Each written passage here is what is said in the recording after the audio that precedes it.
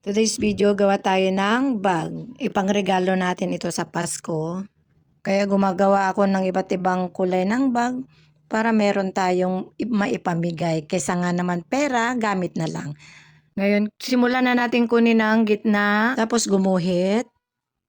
Ngayon, ang haba ng ating tela, 40 inches, at ang lapad naman, 21 inches. Kunin ang center.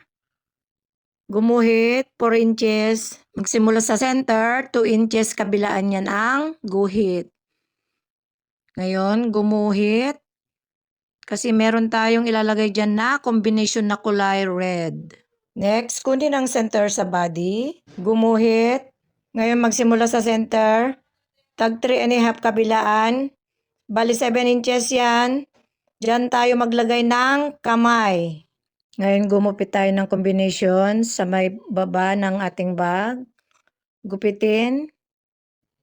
Ngayon, ang haba ng ating kamay na ilalagay, magsimula dun sa may guhit, sa may gitna, ganyan kahaba, 60 inches. O, diba? Nakikita nyo naman. Diyan tayo magsisimula sa may center. Basting ang kamay ng bag. Huwag isagad hanggang dyan muna. Ang pasada ko dyan, 116. Pagkatapos niyan, sa kabila naman,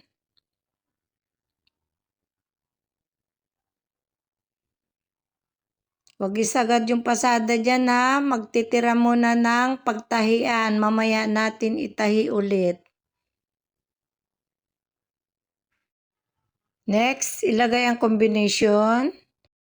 Double pasada tayo dyan para maganda at mas matibay. Kasi yan ang baba. Next, pagsamahin, pasadaan pantay pata, magtira kayo dyan ng open. Dyan tayo magbabaliktad mamaya. Next, balikta rin at isara dyan sa may open kanina. Ngayon, i-close na natin yung kamay. Pa-X para matibay. Next, pasadaan dyan sa may labi, kabilaan. Next, pasadaan sa side, kabilaan. Next, i-fold sa gilid, kabilaan. Pasadaan pantay pata. Pagkatapos nyan, pagsamahin ulit. At pasadaan ng pantay pata. Kabilaan yan mga kasubaybay. Next, dyan sa dalawang sulok.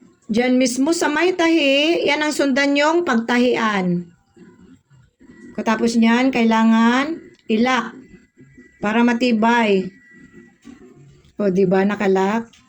Ngayon, yan yung ating gawa. Napakalaki, napakaganda. Napakaswerte ang pagbibigyan ko nito. Kaya nilakihan ko kasi may kasamang damit. So hanggang dito na lamang mga kasubaybay. Love you all guys. Thank you.